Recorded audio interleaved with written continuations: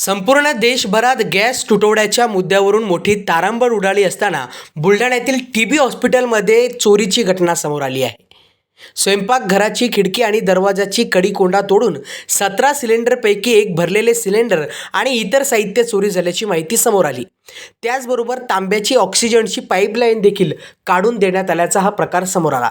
एकूण 1.5 ते 2 लाख रुपयांचा मुद्देमाल चोरी केल्याचा प्राथमिक अंदाज वर्तवण्यात आला असून या संदर्भात बुलढाणा शहर पोलीस ठाण्यात तक्रार देखील दाखल करण्यात आली आहे.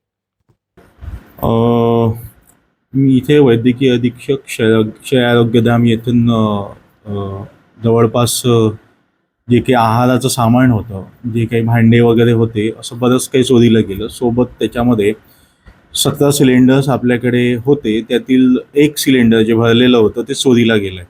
आणि याशिवाय गॅस पाईपलाईन जी तांब्याची असते, ऑक्सिजन गॅस पाईपलाईन, ती पण चोरीला गेलेली आहे. अंदाजे किती रुपयाचा मुद्देमाल चोरीला गेला असेल? अंदाजे 60 ते 70 हजाराचं सामान चोरीला गेलं आहे, असा एक अंदाज, प्राथमिक अंदाज वाटतोय. पोलिसात ते तक्रार दाखल करण्यात आली आहे. पोलिसात तक्रार दाखल त्यांनी पंचनामा करणार आहेत. पोलिसांना कळवण्यात आलेलं आहे, तर ते आता FIR घेऊन पंचनामा करणार आहेत.